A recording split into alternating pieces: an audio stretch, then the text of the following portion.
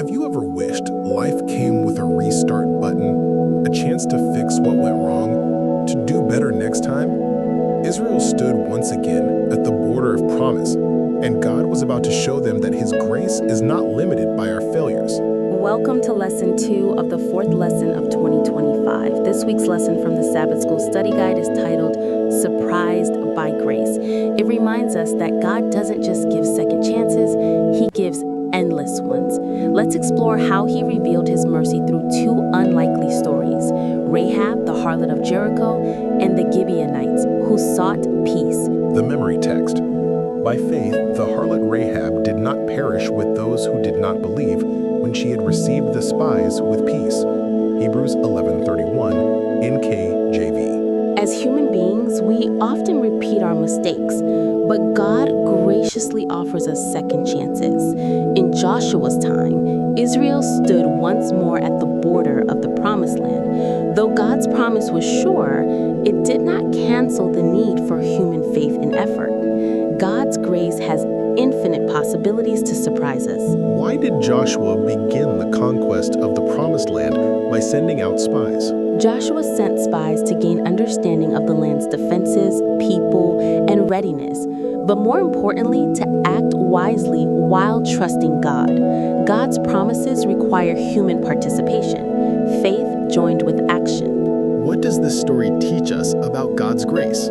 God is a God of second chances. The same grace that gave Israel another opportunity also restored Peter after his denial. Grace means receiving what we don't deserve, forgiveness, restoration, and new beginnings. What do we learn about Rahab from Joshua 2, verses 2 through 11, Hebrews 11:31, and James 2:25? Rahab's faith led her to act courageously to protect the spies and confess Israel's God as the only true God. Despite her sinful background, God valued her faith and courage, not her lie. Her choice to surrender in faith made her an example of what all Jericho could have become if they had turned to God. What does Rahab's confession reveal about God's reach? Rahab's words show that no one is beyond God's reach. Even in a corrupt city, God saw in her a spark of faith. Grace often blooms in unexpected hearts.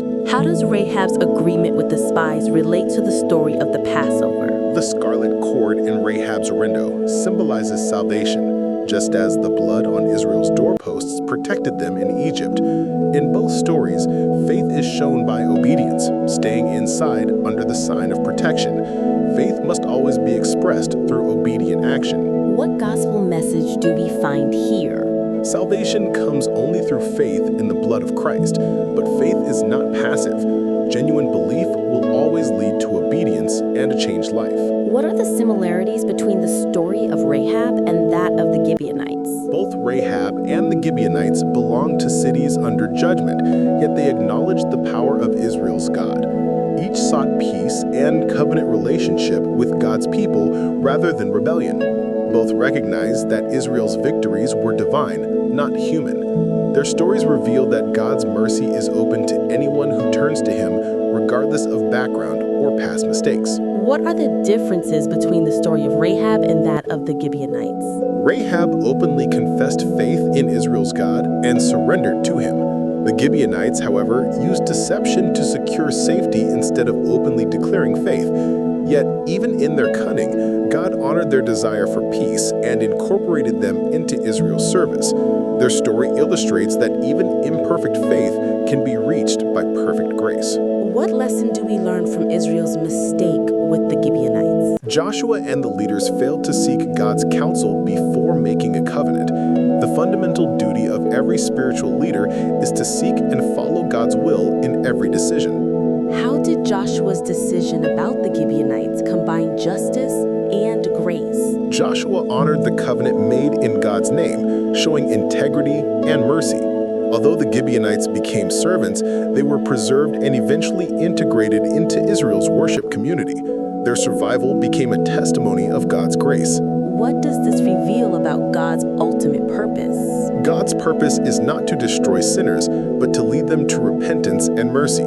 He honored both Rahab's faith and the Gibeonites' desire for peace and worship, transforming judgment into redemption.